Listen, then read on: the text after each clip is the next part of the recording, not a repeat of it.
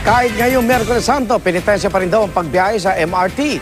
Doon kasi sumakay ang karamihan sa mga papunta sa mga bus terminal sa EDSA. Saksi si Sandra Aguinaldo.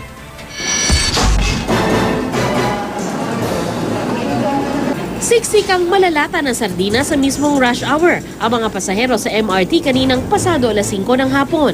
Ang ibang wala nang makapitan, todo kapit sa halos nagigiba ng kisame ng bagon.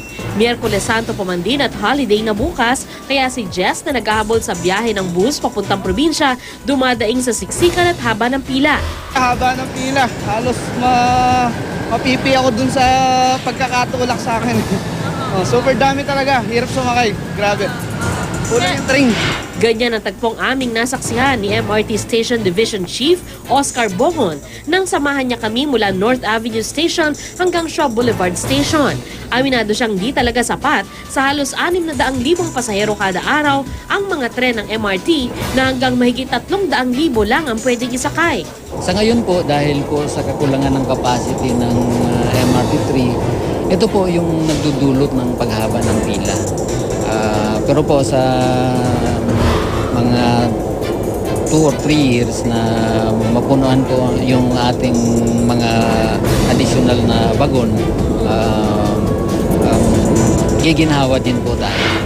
Pero dahil sa 2016 pa ang dating ng mga bibilhing bagong bagon, wala naman daw magagawa ang mga pasahero. Tiis-tiis din muna sila sa mga panandaliang solusyon. Karamihan sa mga pasahero nakapila na po doon sa mga sidewalks natin. Naglagay po tayo ng mga tents doon para kahit po kung paano medyo maibsan yung paghihirap ng ating mananakay. Panay na nga ang aberya sa MRT. Pinakahuli ang pagkasira ng bahagi ng riles sa southbound sa pagitan ng North Avenue at Quezon Avenue stations. Kaya sa pagitan lang ng Shaw at Taft stations ang biyahe.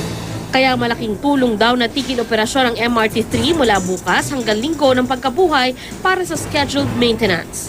Sa Lunes na magbabalik operasyon ang MRT. Sandra Aguinaldo ang inyong saksi.